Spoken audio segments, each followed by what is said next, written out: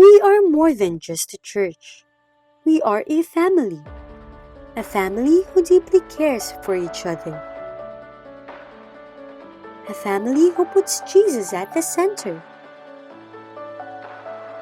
a family who is united by God's perfect love. Together, we serve one purpose. Together, we do the vision. And together, we strive hard to reach our goal. We believe that life is better when shared, and that is why we do life together. Raining Light Family is composed of many groups full of life, where we experience life full of excitement and significance. We believe that together we can do more, we can achieve more, and we can be more. We are here to transform this nation. We are unified to make a great impact. We exist to make a great difference, not just where we are, but in many places around the country and even around the world. Our leaders, Pastor Lito Peren, our spiritual father, with his wife, Pastora Tess Peren, our spiritual mother, they are being used by the Lord to help other churches to be equipped and strengthened in doing Jesus' mission. We are on the same boat. We are working for the same goals. We are doing the same thing. We will continue to reign, and we will continue to shine the light of life. We are the reigning light. As God's children, it has always been our lifestyle to worship the Lord and bring Him glory in everything that we do. We always give our best to God because we know that we cannot outgive Him. He got our back and He will always provide. Part of our worship to the Lord is our giving. We may be in the middle of crisis, but we will still hold on to what the Lord has promised. As the Bible says in Malachi 3:10, "Bring the whole tithe into the storehouse, that there may be food in my house. Test me in this, says the Lord Almighty, and see if I will not throw open the floodgates of heaven and pour out so much blessing that there will not be room enough to store it." With a cheerful heart, we can bring our tithes and offering at Raining Home. We can also give through GCash, or we can contact our respective life group leaders to help us on how to remain faithful in the Lord through our giving. Let us always remember that it's not what we do, it's who we are. We give simply because we love. Let's give! Hello po, family! Ako po si Agnes. At ako naman po si Julius, at kami po ang Rubawa Couple. Ayan. So ngayon po, nandito po kami para i-share po sa inyo yung naging faithfulness po ng Lord sa buhay namin mag-asawa, sa buhay ng pamilya namin, sa buong taon po ng 2020. Every start of the year po, nagkakaroon tayo ng privilege or pagkakataon na makapag-offer ng ating first fruit sa Lord. At sa likod po nitong ating first fruit, nilalagyan po natin ito ng prayer request. At isa nga po sa prayer request na nilagay namin is yung magkaroon ng stable na income ang aming pamilya. Ito po talagang yung faithfulness po ni Lord na sa kabila po ng pandemya nito, hindi po na-apektuhan ang aking trabaho at naging tuloy-tuloy po ang aming income. Ang isa pa pong prayer request namin is yung mabayaran namin yung bahay na kinuha namin sa pag-ibig. Yun po talagang yung grabe po yung faithfulness ni Lord sa amin. Dahil yun nga po sa kabila rin ng pangyayari ng pandemic, yung mga nawala ng trabaho, hindi po kami naapektuhan. Sa halip ay nabayaran din po namin yung bahay na kinuha namin. Yung nabayaran na po namin siya sa pag-ibig. At yung isa pa pong prayer request namin is yung makasama ulit kami sa Asia Conference. Very privileged po talaga na nakakuha po kami ng ticket para po sa aming pamilya, at ganoon din po para po kay Papa Jim Bakbak at kay Mama Mercy. Ganoon din po yung sa disciple ni Agnes na na-encourage po namin na sumama. At yun po, sa hindi po yung nakasamang pagkakataon, kinancel po yung Asia Conference. Faithfulness po talaga ni Lord ay sobra para sa amin. Dahil yung pinambili po namin ng ticket, na-refund na po sa amin ngayong December ng airline company. at talagang hindi po hinayaan ng Lord na mabaliwala yun. Wow, congratulations, sweetheart. Ngayon po, family, again, ang ating pong mga prayer request sa Lord, ang blessing po ng Lord ay hindi lang po puro material na bagay. Kasama din po dito sa aming prayer request ay magkaroon kami ng strong heart and faith.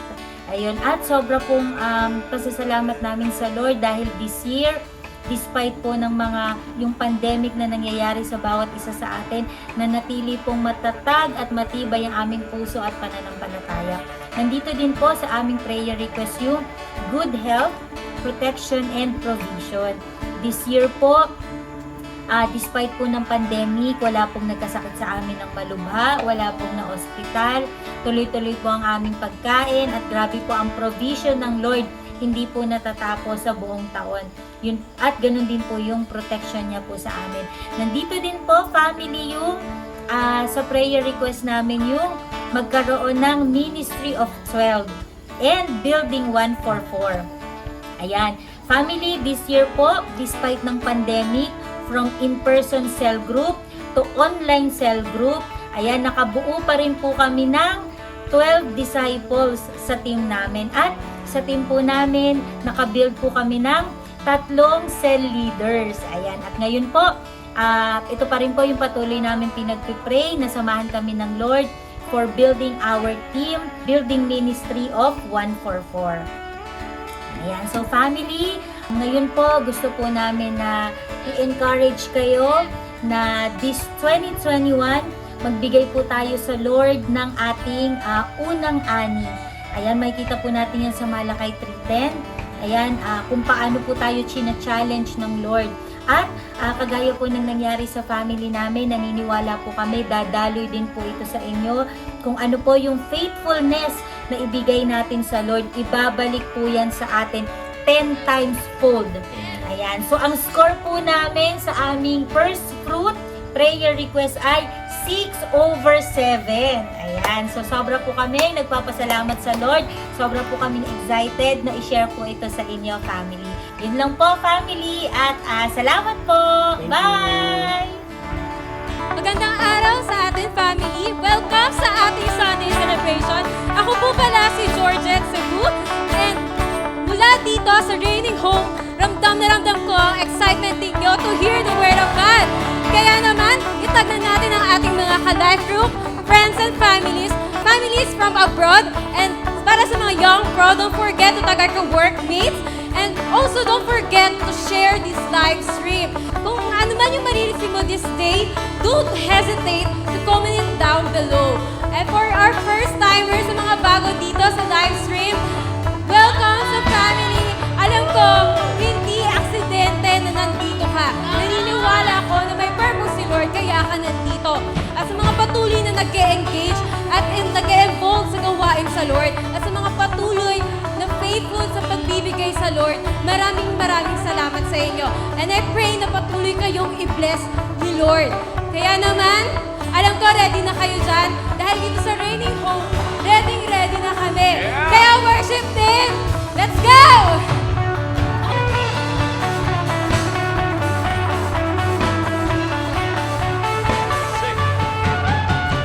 As I reflect, I find perspective during the best and worst days of my life.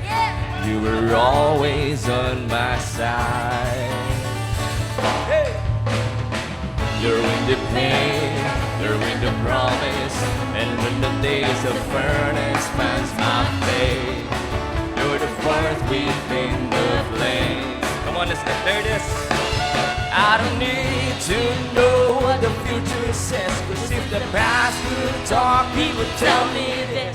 My God isn't really his head. If he did it before, he can do it again. So I trust him with what comes next. For the God I know is known for faithfulness. And my hindsight says I can trust him with what's next. For the God I know is known for faithfulness. There's more ahead than what's behind me. 'Cause through the highs and the lows and in between, God, you go ahead of me.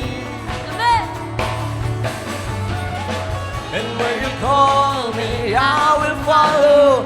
If the waterfalls beneath my feet, then you pull me from the deep. I don't need to know what the future says, 'cause if the past could talk, it would tell me this: my God is infinitely still. If he did it before, he can do it again. So I trust him with what comes next, 'cause the God I know is known for faithfulness. And my hindsight says I can trust him with what's left. For the God I know is known for faithfulness. Whoa.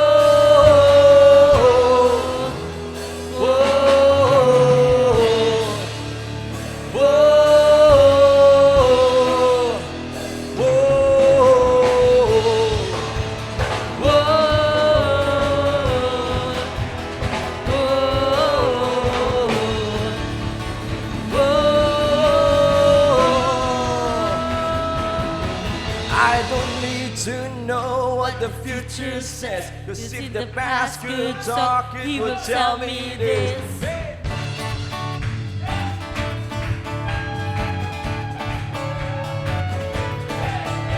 Believe in your promises, Lord.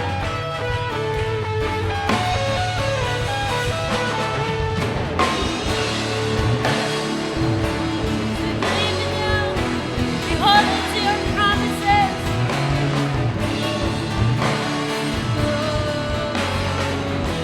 I've seen you move. I've seen you move. You move the mountain, and I believe I see you do it again. You made a way when there was no way, and I believe I see you do it again. I see you move. You move the mountains, and I believe I see you do it again. You made a way when there was no way, and I believe I see you do it again. I've seen you move the mountains, and I believe I see you do it again. You made a way when there was no way, and I believe I see you do it again. See you move the mountains, and I believe I see you do it again. You made a way when there was no way, and I believe I see you do it again. I see you do it again. Oh,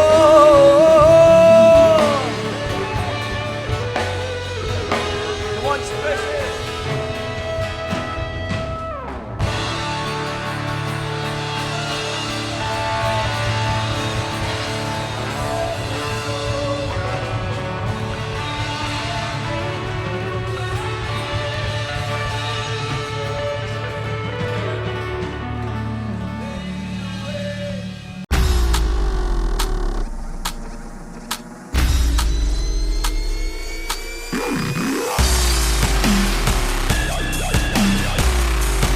Pag-ibig po ng Diyos, makapangyarihan yan para magbago ka.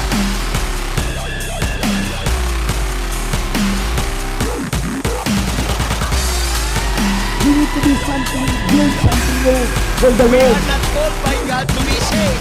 Lord, lagi po niyang nilirespect ang ating feeling. So this is all about restoration. It comes from within, not comes from the outside. So, At umasa po tayo na matatapos I know that this is a perfect time. Kaya, ang aking paalala, we have no right to question God. So guided by God's presence.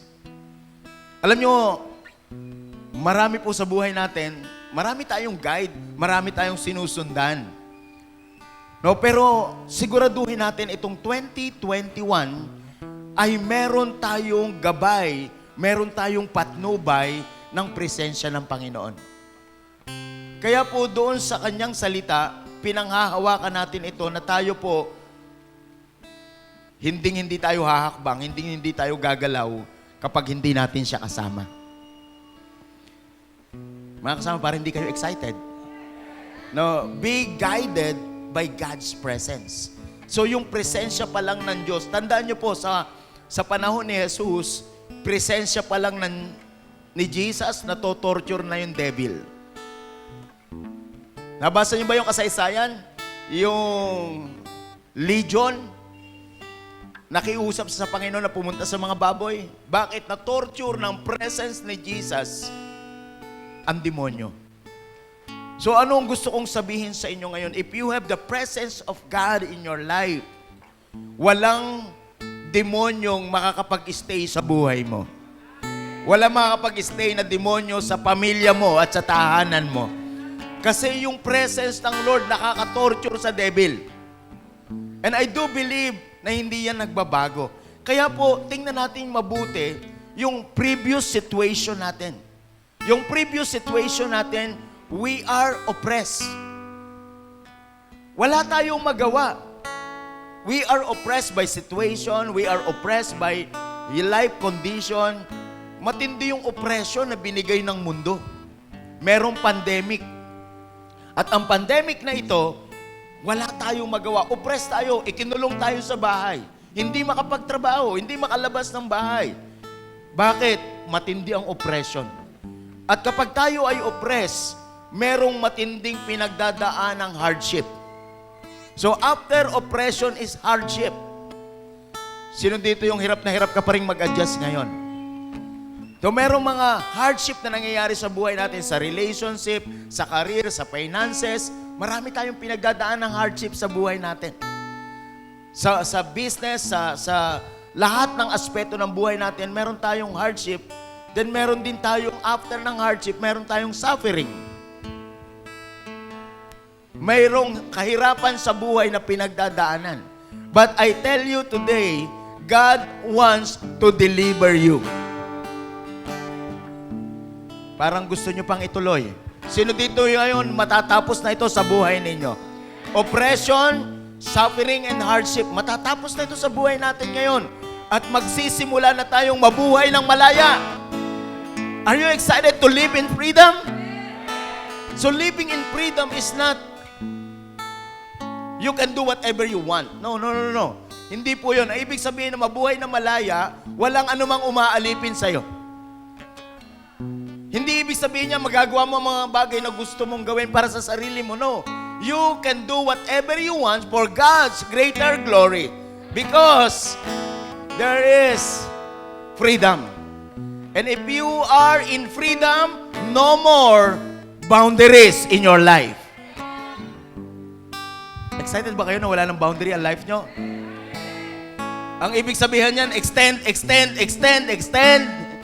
Yan yung mararanasan natin ngayon. At gusto kong mararanasan natin yung kalayaan na ito. Alam nyo, nung Old Testament, ang Panginoon, yung kanyang anak, walang iba kundi ang Israel, na-oppress siya sa Egypt. At naranasan ng Israelite people, the children of God, yung oppression, yung suffering, yung hardship.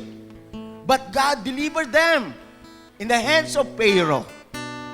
Pinalaya. And Pharaoh represents Satan in our lives today. Yung mga nagpapahirap sa mga anak ng Diyos. Nagbibigay ng limitasyon sa mga anak ng Diyos, walang iba kundi si Satanas. Pero ang gusto ng Panginoon ngayon, lumaya ka. No, lumaya ka at mabuhay sa kalayaan na yun. Gusto kong maintindihan nating mabuti, pagkatapos pinalabas ng Panginoon ang kanyang anak sa Egypt, alam niyo po, hindi niya ito pinabayaang mag-isa. After ng 10 salot, itong bansang Israel ay lumabas sa Egypt. And then, after they go out to Egypt, meron pong ginawa ang Panginoon na nagpakita siya ng kanyang kapangyarihan. At yun po yung gusto kong maintindihan natin ngayon. They were guided by God's presence. Are you excited na magabayan tayo ng presensya ng Panginoon? So ito pong mga Israelitang ito, anak ng Diyos, tingnan niyong mabuti kung ano po yung kanilang naranasan. God is a person and He has a presence. May presensya siya. Bagamat siya ay spirit, meron siyang manifestation. Alam niyo po, itong bansang Israel, kapag araw, meron pong cloud of fire. Or rather, pillar of cloud, I mean. So ano yung pillar of cloud na ito? Tingnan natin in Exodus chapter 13, verse 21 and 22. So Exodus chapter 13, verse 21 and 22. Look at the verse, no? Gusto kong maintindihan nyo, makuha po ninyo ito, para po nang sa ganon, meron tayong pattern. Oy, si Lord, sa lumang tipan, nagpakita siya, gumabay siya sa pamamagitan ng ulap. At yun po yung gusto kong maintindihan natin, yun ang gusto kong makuha natin. Meron ba tayo dyan? Paki-plus nga, sabayan ninyo ako, tulungan po ninyo ako. Para po at least mabasa natin, makita natin. No?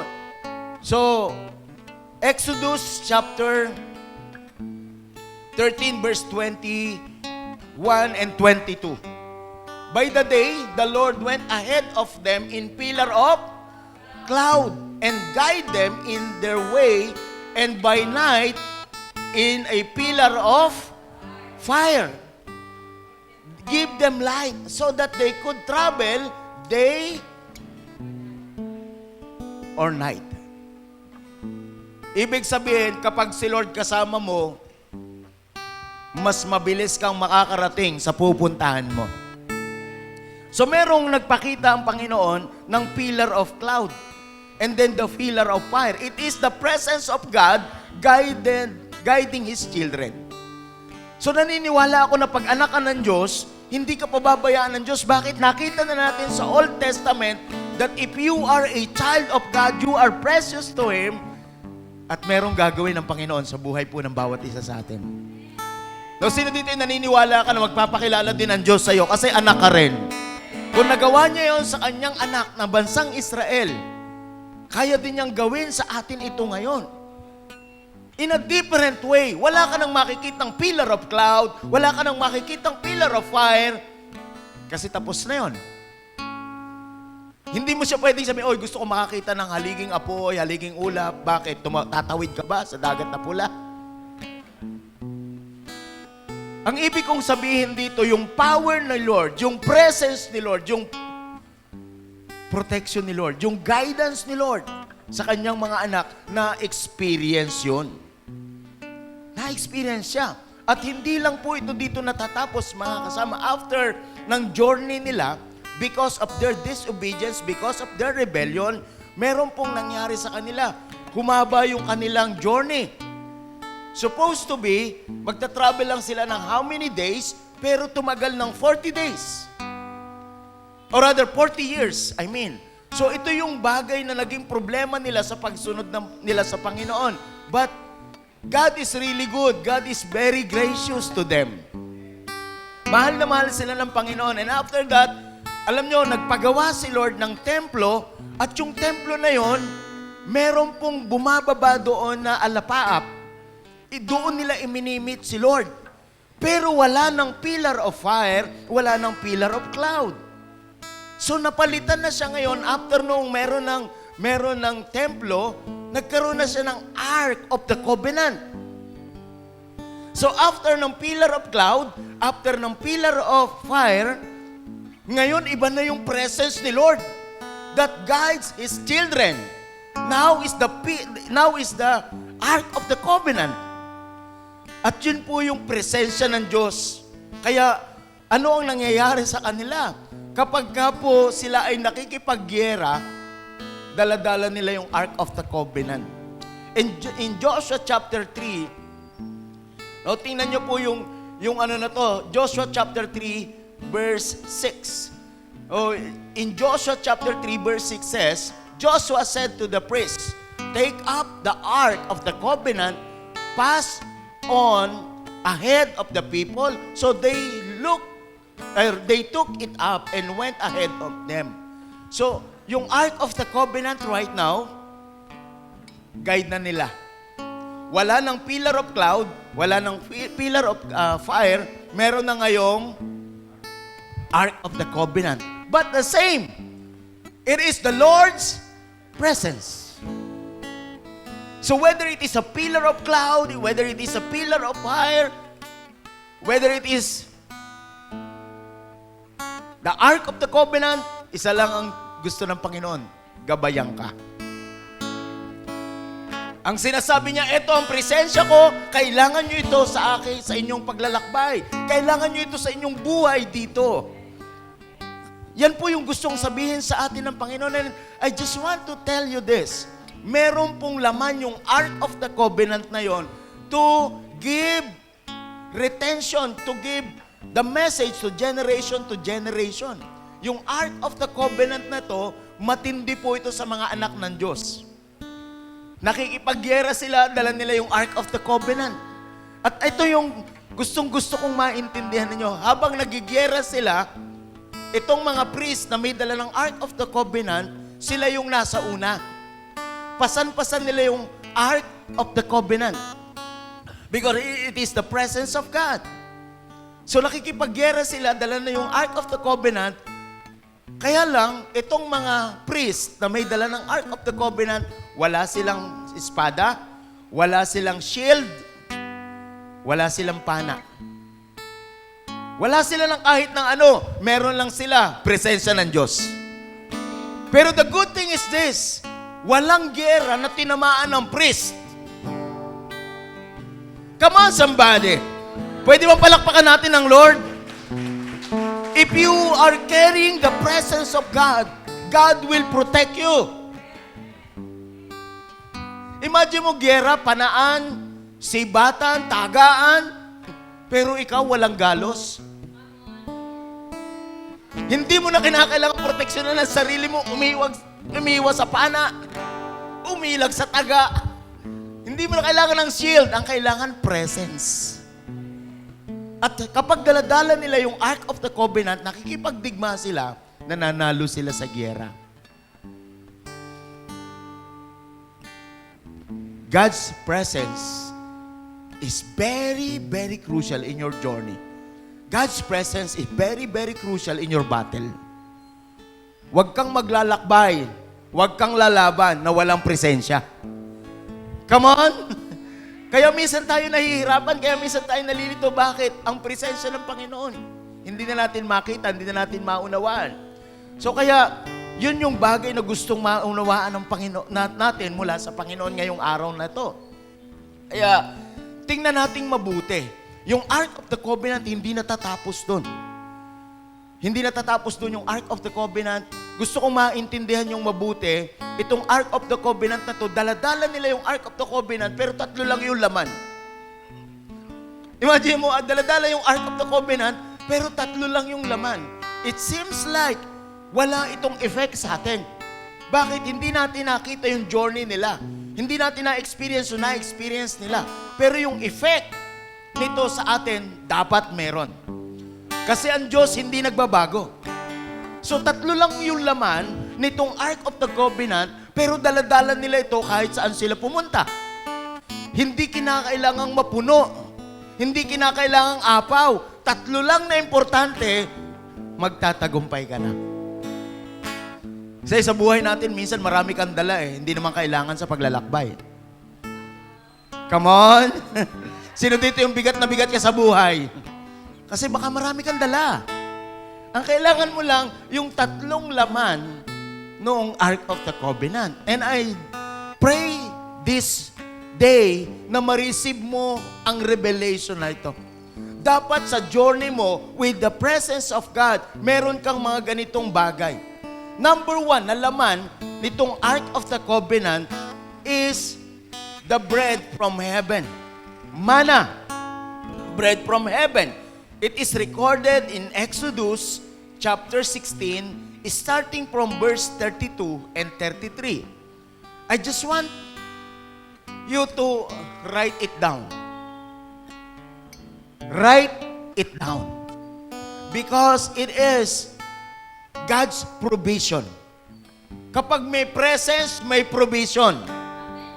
So anong ibig kong sabihin sa mga bagay nito? Kung ginawa yan sa children of Israel, sila po yung kuya natin. Sila po yung older brother natin. Tayo po ang bunso because we are God's children through Jesus Christ. That's why we are Christians. So tayo yung bunso, ang kuya natin yung Israel. According to relationship. So at tingnan yung mabuti, Moses said, "This is what the Lord had commanded. Take an omer of manna and keep it for the generations to come, so they can see the bread I give you to eat in the desert when I brought you out of Egypt." Imagine mo, for 40 years, may supply ng bread from heaven. And it is God's provision. So kaya minsan tayo nahihirapan sa buhay natin, merong provision si Lord pero hindi mo siya gusto. Or minsan, may provision si Lord, hindi mo alam kung paano kukunin. Pero itong mga Israelite people na to, for 40 years, meron silang supply every morning. Bread from heaven. Yan yung laman. Sino excited ka sa paglalakbay mo sa buhay mo, hindi ka mauubusan ng pagkain, si Lord ang magpo-provide? Nangyari yun eh. Tsak na mangyayari din ngayon basta may presence. Because if there is presence, there is provision. Nakita ko yun eh. Binasa ko sa Bible yun. Imagine mo, nalalaglag. Mula sa langit, tinapay. So si Lord, hindi na siya naghalo ng harina. Hindi na, alam nyo, ang description ng mga Bible scholars dito sa bread from heaven, para pong yung binayong bigas, rather binayong palay, parang pinipig. Nakita na kayong pinipig? Yung arang gano'n, no? Sino hindi nakakita ang pinipig? Mamaya magtutur tayo. Yung binayong palay na gano'n, tapos bumubama siya. Gano'n na yung bread from heaven. That's we called manna. Yan po yung laman nung ano na yon. Yan po yung laman nung Ark of the Covenant. Imagine mo nakikipaggera ka, dala mo Ark of the Covenant, pero ang laman lang tinapay. Imagine mo, pwede bang wag na to? Kasi pag hindi mo dinala yan, wala kayong panalo. Bread from heaven symbolizes that wherever we go, there is God's provision in our life. Sino dito yung mga anak ng Diyos? Na alam mo may provision si Lord sa'yo. Kaya mga kasama, totoo talaga ang Diyos ay buhay. Hindi ka magugutom. Basta tapat ka sa Kanya. Hindi ka magugutom basta kasama mo siya. Kasi nga relasyon. Sabay-sabay nga natin sabihin, relasyon. So kapag relasyon niya, kailangan diyang katapatan. Mga kasama, yan po yung bagay na gusto kong makuha natin. Now, imagine mo, kahit tinapay lang to, pero galing sa Diyos, sinabi ng Diyos, bubuhati namin to. Excited ba kayo na sumunod sa Diyos? Kahit parang walang kwenta lang sa inyo. Bakit? Alang-alang sa susunod na saling lahi, ang sabi niya, dala-dala namin to. Bakit? Para sa susunod na saling lahi. Makita yung katapatan ng Diyos. And we are blessed today. Kahit na hindi tayo naalipin sa Egypt, kahit na hindi tayo tumawid ng Red Sea, may salita tayo ng Diyos na paniniwalaan natin ngayon. Ang Diyos hindi nagbabago. Yan ang laman. Bread from heaven that we called manna. And then yung Aaron staff. Ito naman, nagkaroon ng pagre-rebelde. Ang lahat ng 12 lahi ni Israel, nagpapagalingan sila, nagpapalakasan sila. Sabi niya, kung sino talaga ang maglilid sa atin, ilagay natin ang ating tungkod doon sa tabernakulo. At kung sino ang sumuloy, yun ang ating yun ang tumubo. Yun yung ating susundin. No, gusto kong tingnan ninyo yung verse na yan. Doon po sa Numbers chapter 17 verse 10. Numbers chapter 17 verse 10.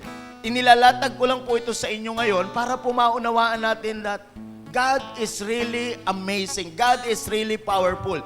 The Lord said to Moses, put back Aaron's staff in the front of testimony to keep as a sign to the rebellious. This will put an end their grumbling against me so that they will not die. Hindi siya mamamatay kapag ka sumusunod sa Panginoon. Mga kasama, yan yung laman ng Ark of the Covenant. It symbolizes God's power. Kahit tuyo na, kaya pang bigyan ng suloy. Kaya pang bigyan ng badge. Bakit? Makapangyarihan ng Diyos. Imagine mo, dala-dala, kapirasong kahoy na sa Ark of the Covenant, pero ang simbolo nito, kapangyarihan ng Diyos. Tungkod, nakalagay sa Ark of the Covenant. Pwede naman palitan yan eh. Pwede naman kumuha na lang doon sa ibang lugar eh.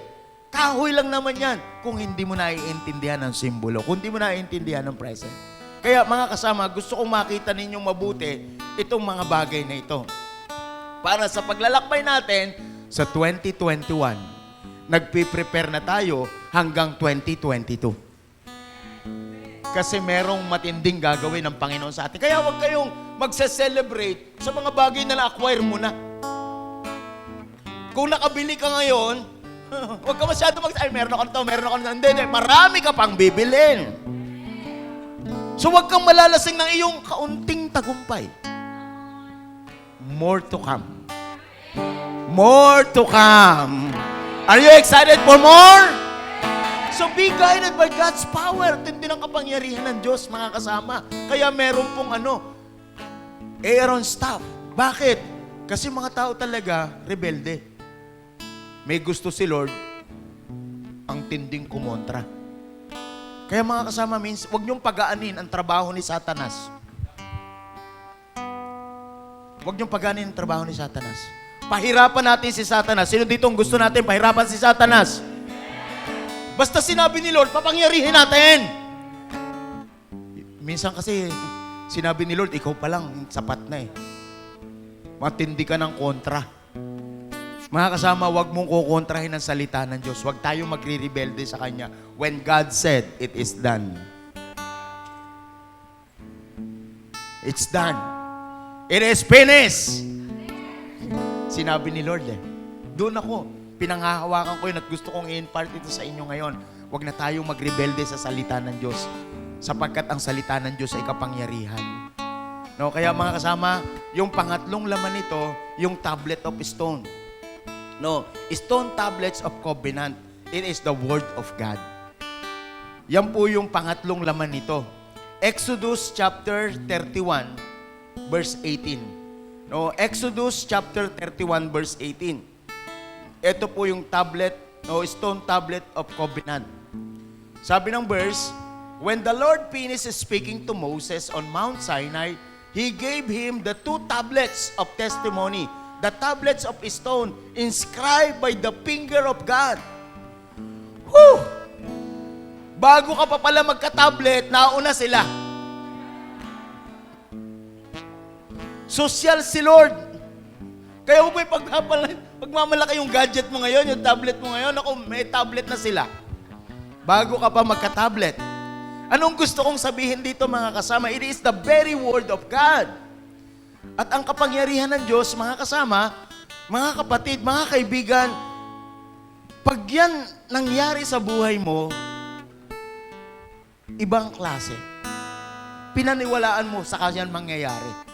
Makapangyarihan ang salita ng Diyos, kaya lang hindi yan mangyayari kasi hindi mo pinaniwalaan. Paniwalaan mo mangyayari yan. Basta sinabi ni Lord, kahit sa tingin mo imposible, kahit sa tingin mo milagro, naku, maniwala ka. Basta pinaniwalaan mo, mangyayari sa'yo yan. Kaya lang, bigyan mo ng matinding treatment yung word ni Lord. Huwag mo siyang isabay sa iba't ibang application. Nasa tablet na nga, downloaded na nga, kaso parang pag nagbabasa ka ng Bible, yung ibang apps lumalabas.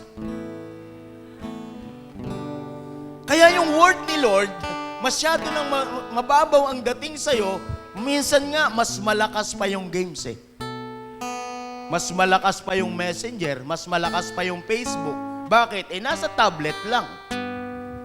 Kapag tiningnan mo yan na pangkaraniwang apps, I tell you, magiging miserable ang buhay mo, kahiya-hiya ang buhay mo, magiging kawawa ang buhay mo, mapapalayo ka sa Panginoon. Kaya, mga kasama, nag-guide ang Panginoon sa bawat isa sa atin sa pamamagitan ng mga bagay na ito.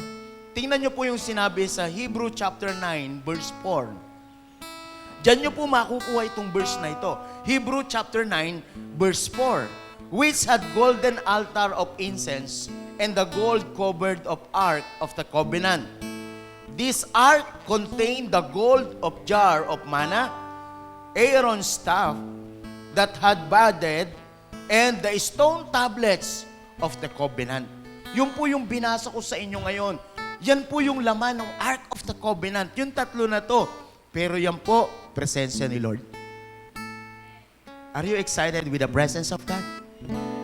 Mga kasama, matindi yun. Meron kang provision, meron kang power, and meron kang truth. It is the Word of God. Alam nyo ngayon, ang kasinungalingan, laganap na kung saan. At ang katotohanan ngayon, hindi na pinaniniwalaan. Bakit? Kukunti na naniniwala dyan. Kukunti na gumagamit ng katotohanan. Kukunti na namumuhay sa katotohanan. Maraming kasinungalingan. Kaya mga kasama, mabuhay tayo sa katotohanan. At ang katotohanan, salita ng Diyos yan. No, kaya yan po yung bagay sa buhay natin na dapat natin talagang panghawakan. It is the presence of God. And then, sinabi ng Acts chapter 1 verse 5, yun yung the Spirit of God. Sasama sa atin ang Spirit of God. And then, ang pangatlong guide natin, mga kasama, is none other than the Holy Spirit. Yung Old Testament, lumipas na yung pillar of cloud, yung pillar of fire, lumipas yon. Lumipas yung Ark of the Covenant. And then, ang ngayon, ang kasama natin, it is the Spirit of God. But isa lang ang principle to guide us. Pagkatapos ng misyon ni Jesus dito sa lupa, umakyat siya sa langit, tapos binigyan niya tayo ng ikatlong persona ng Diyos. It is the Holy Spirit of God. And you need to be conscious of His presence. Tandaan ninyo, ang relationship kay Lord dapat intimate. Dapat solid. Relationship must be solid. Relationship must be intimate. Mga kasama, hindi pwedeng nagkakalabuan. Hindi pwedeng nagkakalamigan. Kasi pag nagkakalabuan, nagkakalamigan ng relasyon, may third party. Hello? Relationship must be intimate. Kaya pansinin yung mabuti, mga kasama. Kapag ka ikaw, hindi mo kasama ang Espiritu Santo ng Panginoon, ang demonyo, mga kasama, hindi kagaya ng Holy Spirit. Ang demonyo, ang Holy Spirit is a person. Kaya lang, gentle. Sensitive. Yan ang Holy Spirit. Gentle, sensitive, yet powerful. Yan ang Holy Spirit. Pag sinabing gentle, pag sinabing sensitive, pag hindi mo in-invite, hindi yan pupunta. Pag hindi mo inalok, hindi yan kukuha. Pag di mo niyaya, hindi yan sasama. And that is the Spirit. The Holy Spirit of God. Alam nyo, ang demonyo iba. Kahit di mo yayain, dumarating. Kahit di mo alokin, kumukuha. Kahit di mo isama, bumubuntot. Ano yung tanging hangarin niya? Na lumabo ang relasyon mo sa Diyos. Pag lumabo ang relasyon mo sa Diyos, here we go. Nandito naman ako eh. Kaya kong ibigay ang mga bagay na gusto mo. Yan ang demonyo eh. Mga kasama, baka lilipas ang panahon, akala mo Holy Spirit pa ang kasama mo, evil spirit na pala. Ingatan natin, mga kapatid. Tingnan nyo yung Acts chapter 1, verse 8. Yun yung magandang bagay sa buhay natin. Yun yung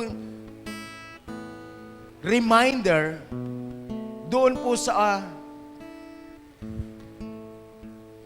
bago umakyat si Jesus sa langit. Reminder po yan. But you will receive power when the Holy Spirit comes on you.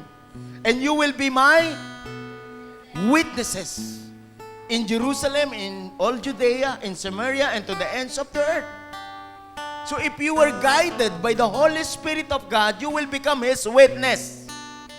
May nangyayari pala sa buhay natin. Mga kasama, may mangyayari sa buhay mo. Kasi ang Holy Spirit, siya mag-guide sa'yo. You will receive what? Power. So if you were guided by the Holy Spirit of God, kaya lang, dapat lagi mo siyang kinoconsider. Dapat conscious ka palagi sa Kanya. Tandaan niyo po, hindi ito relihiyon. Ito po ay relasyon. Pag binitawan mo ang relasyon mo sa Diyos, pag naging taksil ka sa Diyos, maniwala ka, meron demonyong nang aakit sa'yo. Kasi relasyon yan. Mga kasama, at unti-unti kang ilalayo, lilipas ang panahon, ang daming mawawala sa'yo. Reputasyon, mawawala sa'yo. Confidence, mawawala sa'yo.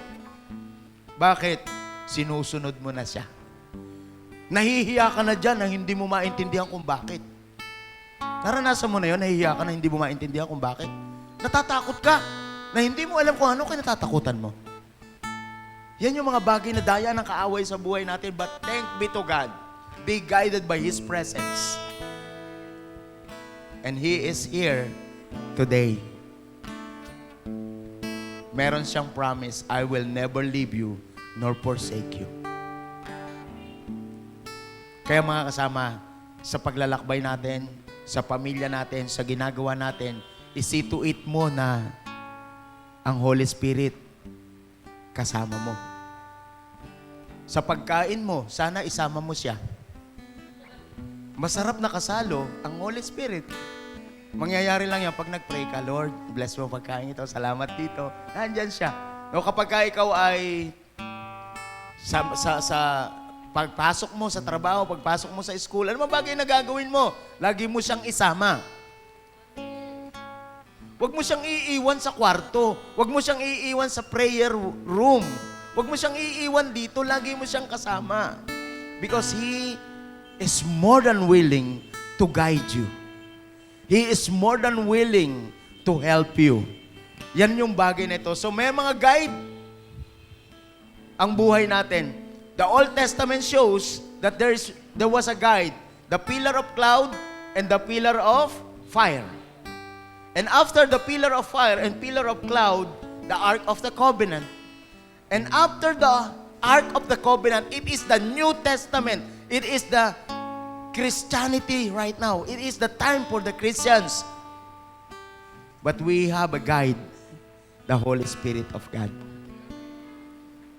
And He is a person. You can talk to Him. You can invite Him. Because He is gentle. He is loving. Kaya mga kasama, maging sensitive tayo. Maging conscious tayo kung anong gusto niya, hindi yung gusto natin. Ang tanong sa atin ngayon, mga kaibigan, mga kasama, God is more than willing to set you free and to guide you for your breakthrough. Are you excited for your breakthrough? He is more than willing to guide you. He is more than willing to set you free. The question is, are you willing? Are you conscious about your situation, about your condition? And let God, Lord, set me. Set me free, Lord. Set me free, Lord. Lord, gusto kong lilipas ang 2021, gagabayan mo ko. Gusto kong lumipas ang 2021, nakasama ka. At sigurado pagkasama ka, Lord, meron akong provision, meron akong power, meron akong truth. Yan po, Lord, yung gusto ko. Kasi yung presence mo, Lord God, hindi nagbabago. Ang gusto mo, i-guide kami. Ang gusto mo, magtagumpay kami. Gusto mo, marating namin ang pangako mo sa buhay namin. And that is His promise. So mga kasama, ang aking panalangin ngayong araw na ito, this is your moment. Ito yung moment mo. Sino mo sa'yo, moment mo to. Lord, hindi, ang dami ko pala pang pagkakamali, Lord. Lumilipas yung panahon ko dati, hindi kita sineset aside kita, hindi ko sinasaalang-alang ang gusto mo, hindi ko sinasaalang-alang ang damdamin mo, Lord. I am so sorry.